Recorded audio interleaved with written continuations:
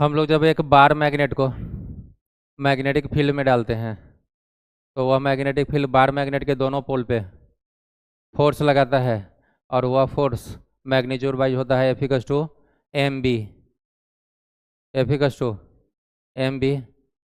बार magnet के पोल के लिए उसका पोल स्ट्रेंथ स्मॉल m, और जिस मैग्नेटिक फील्ड बी में डाले हैं, ठीक वैसा ही जैसे इलेक्ट्रिक फील्ड में चार्ज डालते हैं तो मैग्नेटिक फील्ड में मैग्नेट का पोल का स्ट्रेंथ डाला जाएगा। पॉजिटिव पोल स्ट्रेंथ है तो फील्ड के डायरेक्शन में ही फोर्स लगेगा, और निगेटिव पोल है तो उस पर फोर्स लगेगा मैग्नेटिक फील्ड के अपोजिट डायरेक्शन में, कि नहीं। और बार मैग्नेट का जो दो मैग्नेटिक पोल होता है दोनों का मैग्नीट्यूड सेम, और नेचर वाइज दोनों अपोजिट, एक पॉजिटिव और एक निगेटिव, नॉर्थ का पॉजिटिव लेते हैं और साउथ का। तो मैग्नेटिक फील्ड में जब भी प्लेस करे चाहे किसी भी ओरिएंटेशन में, उस पर जो दो फोर्स एक्ट करेगा दोनों फोर्स मैग्नीट्यूड वाइज सेम रहेगा और डायरेक्शन वाइज अपोजिट, तो नेट फोर्स हमेशा ही जीरो। और पहले से भी हम जानते आ रहे हैं कि जब भी कोई करंट करें क्लोज लूप या फिर बार मैग्नेट, दोनों ही कहलाता है मैग्नेटिक डाइपोल। इलेक्ट्रिक डाइपोल को यूनिफॉर्म इलेक्ट्रिक फील्ड में डालिए तो उस पर नेट फोर्स जीरो, और मैग्नेटिक डाइपोल को यूनिफॉर्म मैग्नेटिक फील्ड में डालेंगे तो उस पर नेट फोर्स क्या होगा? जीरो होगा। होगा या नहीं होगा? लेकिन यदि थीटा म्यू और B magnetic dipole moment mu, और जिस मैग्नेटिक फील्ड बी में डाले हैं दोनों के बीच का एंगल थीटा जीरो या 180 ना हो, तब बार मैग्नेट पर एक टॉर्क एक्ट करता है mu B sine theta. Vector tau equals to vector mu cross vector B. Current carrying close loop के केस में म्यू का वैल्यू आई इंटू ए, या vector mu I vector A. और यही बार मैग्नेट के case में vector mu equals to M into vector L. Vector L का direction south pole से नॉर्थ पोल, और मैग्नेटिक डाइपोल मोमेंट का भी डायरेक्शन साउथ पोल से नॉर्थ पोल होगा। होगा होगा या नहीं होगा? तो यदि मैग्नेटिक फील्ड उस मैग्नेट को रोटेट करवा रहा है, क्या करवा रहा है, तो रोटेशन का क्या होगा? कुछ टाइम पीरियड होगा। होगा या नहीं होगा? इसको -m बोल लीजिए, और इसको मतलब यह साउथ पोल होगा, और यह मैग्नेटिक डाइपोल मोमेंट बार मैग्नेट के लिए साउथ से नॉर्थ, और मैग्नेटिक फील्ड भी लेफ्ट से राइट, दोनों के बीच का एंगल कितना? थीटा है। यदि हम लोग इसको थीटा एंगल से रोटेट करवा दे, थीटा एंगल से, तो मैग्नेटिक फील्ड चाहेगा कि हम लोग ये टॉर्क के अपोजिट डायरेक्शन में टॉर्क लगा करके इसको रीस्टोर कर ले, इसको जहाँ पे था वहीं पे पहुँचाना चाहेगा मैग्नेटिक फील्ड। तो जो टॉर्क एक्ट होगा उसको बोलेंगे रीस्टोरिंग टॉर्क। क्या बोलेंगे?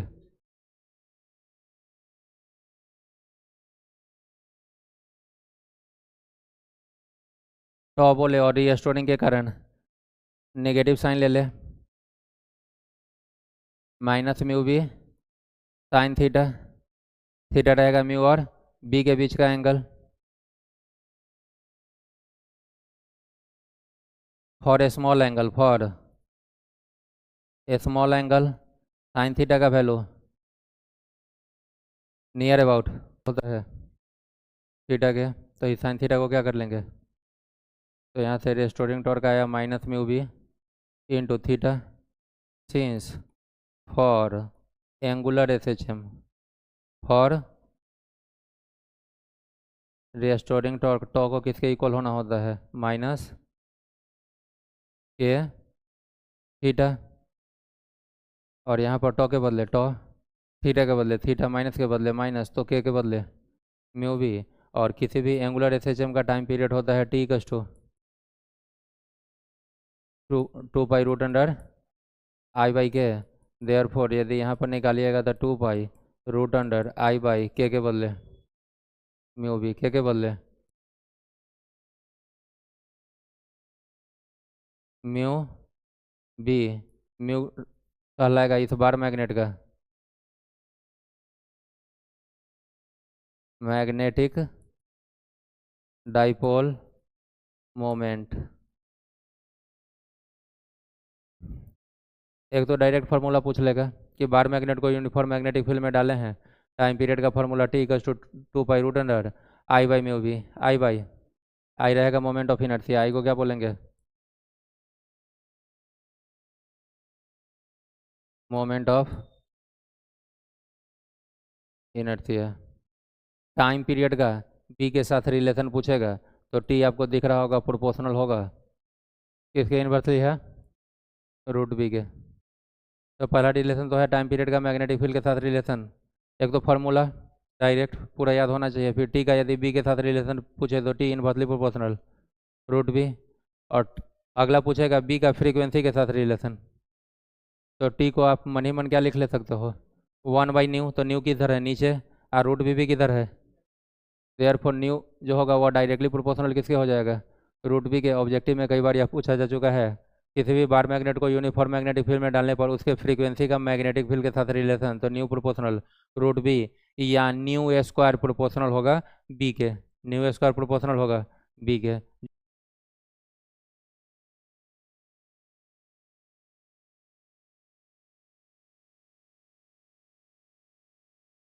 एक ऐसा सर्कुलर लूप है, रेडियस आर, और इसमें एक इलेक्ट्रॉन मूव करे, तो जिधर इलेक्ट्रॉन मूव कर रहा है करंट का डायरेक्शन उसके अपोजिट में होगा, क्योंकि करंट हमेशा निगेटिव चार्ज इधर फ्लो करता है उसके अपोजिट होता है कि नहीं।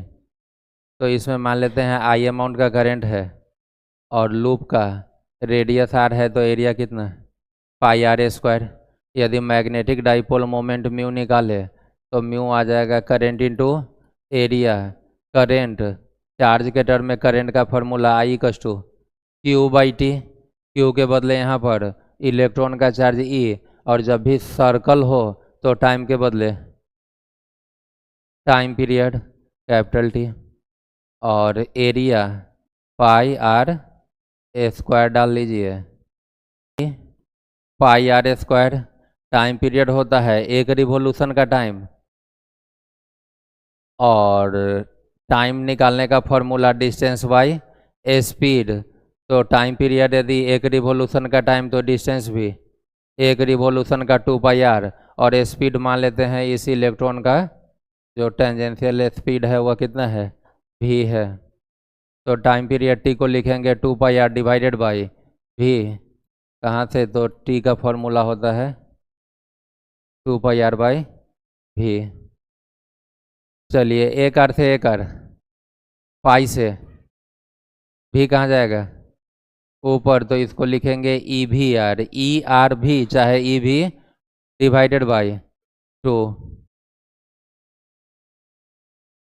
इलेक्ट्रॉन को रिवॉल्व करवा ले या किसी चार्ज Q को रिवॉल्व करवा ले और पूछ ले मैग्नेटिक डाइपोल मोमेंट म्यू का वैल्यू, तो आप म्यू रेडीमेड याद रख सकते हो। इलेक्ट्रॉन है तो EVR/2, प्रोटॉन रहता फिर भी EVR/2, और यदि कोई चार्ज Q रहता तो QVR/2, ई की जगह पर केवल चार्ज क्या ले लेते, Q ले लेते, तो QVR/2 रहता, बाकी सब चीज़ सेम रहता।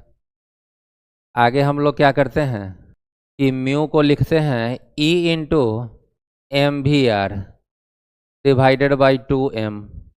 ऊपर में m का टर्म नहीं है, अपने मन से यदि एक मास ऊपर ले लिए हैं तो एक मास का टर्म डिवाइड में, ठीक है। और ऐसा इसलिए लिखे हैं क्योंकि यह MVR, m into v mass into velocity को लीनियर मोमेंटम, और यदि लीनियर मोमेंटम पर परपेंडिकुलर डिस्टेंस से मल्टीप्लाई कर ले लीनियर मोमेंटम के साथ, तो यह MVR कहलाता है एंगुलर मोमेंटम। सेंटीपिटल फोर्स नहीं, सेंटीपिटल फोर्स होता है mv² divided by r। MVR को बोलते हैं एंगुलर मोमेंटम, जिसको स्मॉल l सिंबल से डिनोट करते हैं, ठीक है क्या। इसी म्यू को यहाँ से लिखे तो म्यू हो जाएगा आपका E, और MVR को क्या लिख ले, angular momentum L divided by 2 into m, since L equals to MVR, और इस L को आप बोलते थे एंगुलर मोमेंटम। यदि L को हम नीचे ले आए तो म्यू बाई L हो जाएगा E/2m। यहाँ से आपका आया कितना, mu by L equals to E/2m।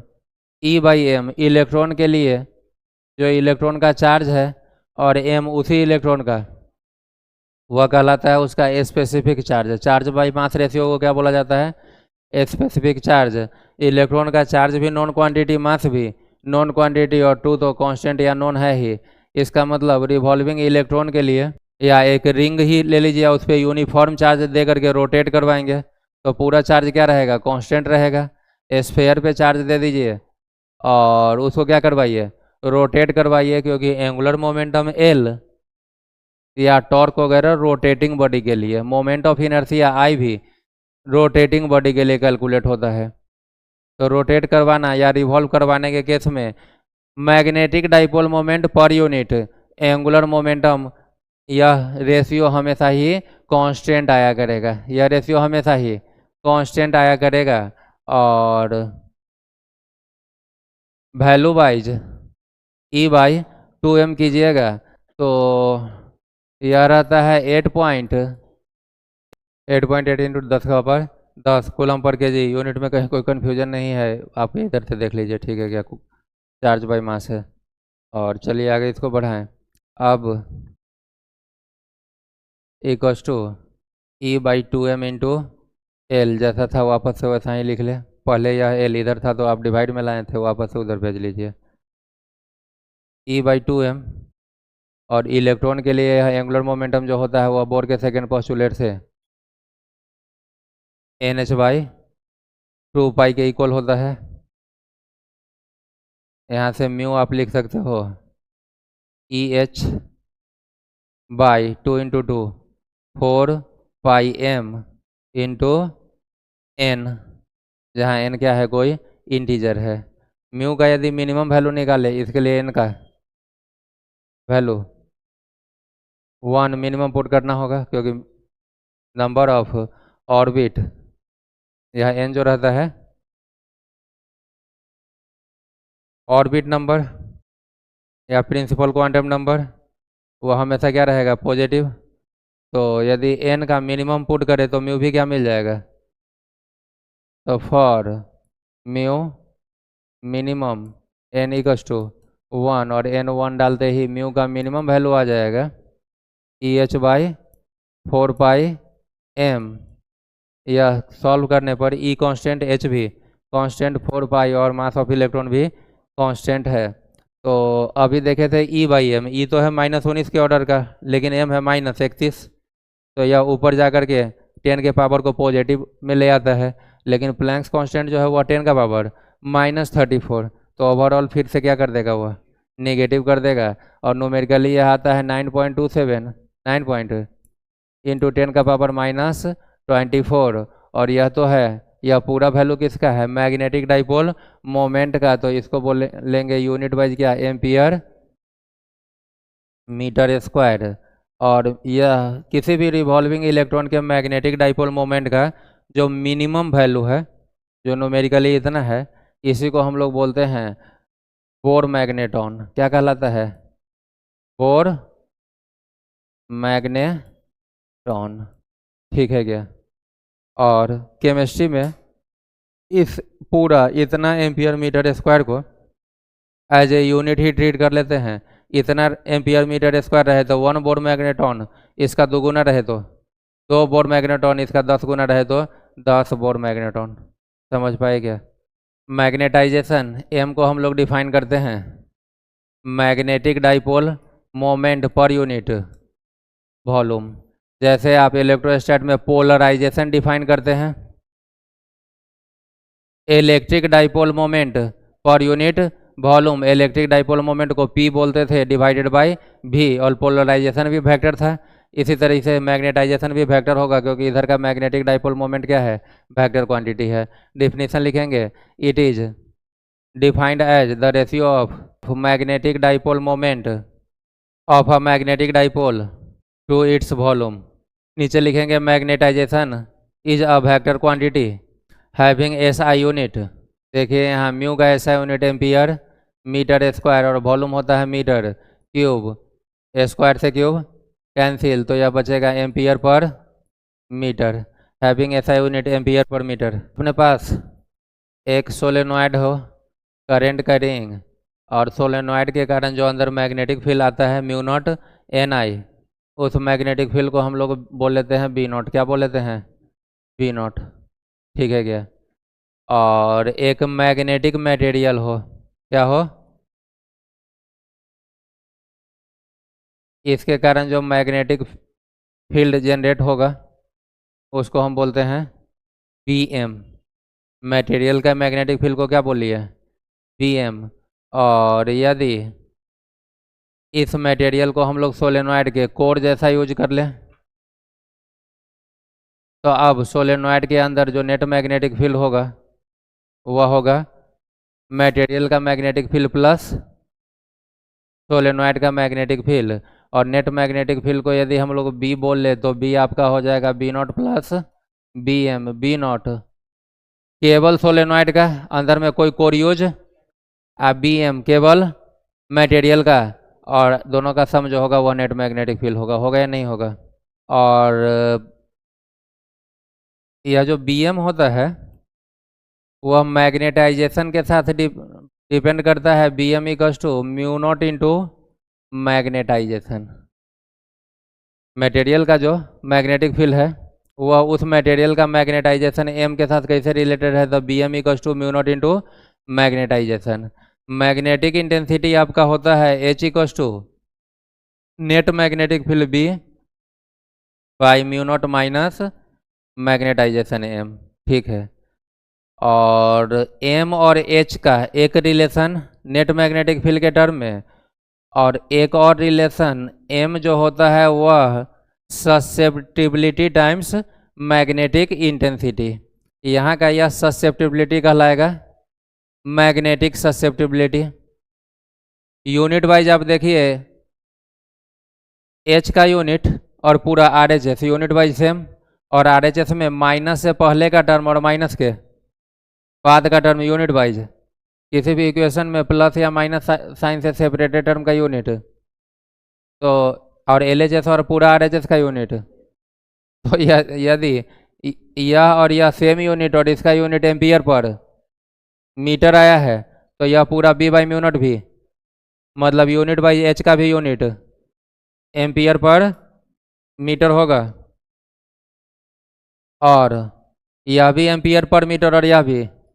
यहाँ से पता चला कि मैग्नेटिक ससेप्टिबिलिटी भी यूनिटलेस होगा और डायमेंशन लेस होगा। ससेप्टिबिलिटी कोई भी हो, इलेक्ट्रिक वाला या वह यूनिटलेस और डायमेंशन लेस।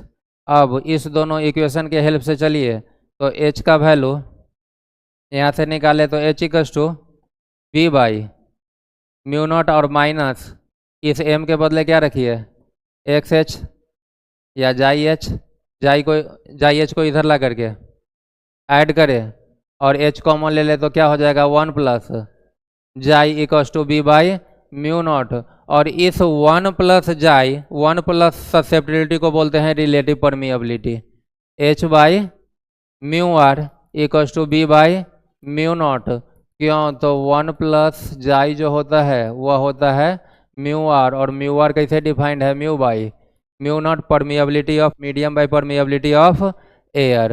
यहाँ से एच और म्यू आर को क्या लिख लीजिए, म्यू बाई म्यू नॉट। तो यह आ जाएगा B by mu not, mu not mu not cancel, B equals to mu H, B equals to mu H. यही आपका फाइनल रिजल्ट होगा।